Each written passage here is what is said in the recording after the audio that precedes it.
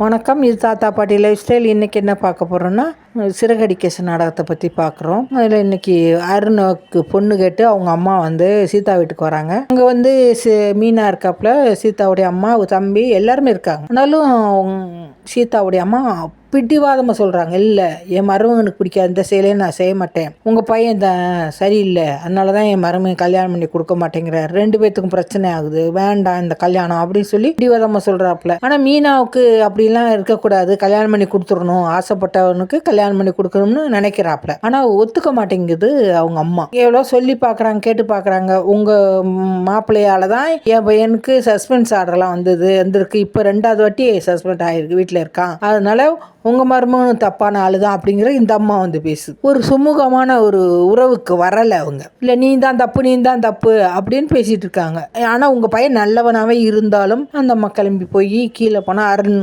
இருக்காப்புல. என்ன சொல்கிறாங்கன்னா, இல்லை கொடுக்க மாட்டேங்கிறாங்க, அவங்க சரிப்பட மாட்டாங்க அப்படின்னு. ஆனால் அருண் சொல்கிறப்பல எப்படி இருந்தாலும் அவள் தான் என் பொண்டாட்டி, உங்களுக்கு மருமகன் சொல்லிட்டாப். அடுத்து வந்து சீதா வந்து அவங்க மாமாவை முத்துவை பார்க்கறதுக்காக கார் செட்டுக்காக இங்கேயே போயிட்டாப்புல. அவங்க போய் கேட்குறாப்புல, இந்த மாதிரி மாமா நான் அருணை கல்யாணம் பண்ணிக்க ஆசைப்பட்றேன், அவரும் நல்லதான் மாமா உங்களை மாதிரி அப்படின்னு அந்த பொண்ணு எவ்வளவோ எடுத்து சொல்லுது. கேட்க மாட்டேங்கிறாப்ப.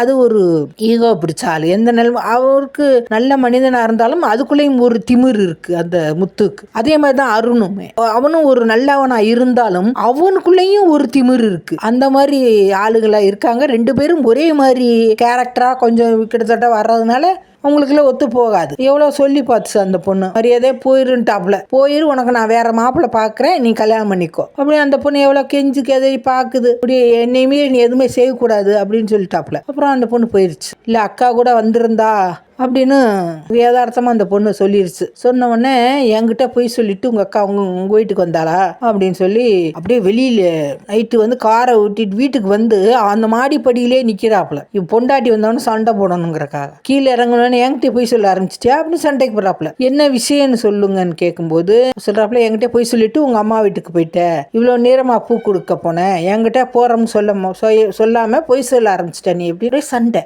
என்னங்கடா இது, அம்மா வீட்டுக்கு போனது ஒரு குத்தம்மா அப்படி எல்லாத்தையும் உண்மையெல்லாம் பேசணுமாம்மா கரெக்டாக. அந்த மாதிரி சண்டை போடுறாப்புல. அப்புறம் அந்த பொண்ணு அதோடைய இதை எடுத்து சொல்லி, நான் இப்படி நடந்தது, அதனால தான் நான் போனேன், இதில் என்ன தப்பு இருக்குன்னு அந்த பொண்ணு சொல்லிடுச்சு.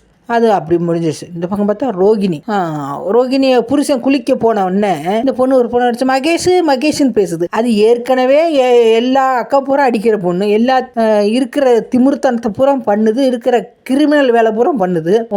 இந்த மாதிரி மிரட்டி தான் அவனை அழிக்கு கொண்டு வரணும்னு முடிவு பண்ணியிருக்கு அந்த பொண்ணு. பேசிக்கிட்டே இருக்கு. இவருக்கு அப்படியே குளிக்க போறவர் அப்படியே நின்றுக்கிட்டு அப்படி ஸ்டன் ஆகி நின்று பார்த்துக்கிட்டே இருக்காப்புல, கேட்டுக்கிட்டே இருக்காப்புல. யாரு கூட பேசுற, யார் அந்த மகேஷ், என் கூட அது போயிடுவாளோ அப்படின்ற பயம் வந்துருச்சு அந்த ஆளுக்கு. அப்படியே பார்த்துக்கிட்டே நிற்கிறாப்புல. அதோட தொடரும் போட்டு முடிச்சிருக்காங்க. நாளைக்கு என்னன்றதை பார்க்கலாம். வணக்கம்.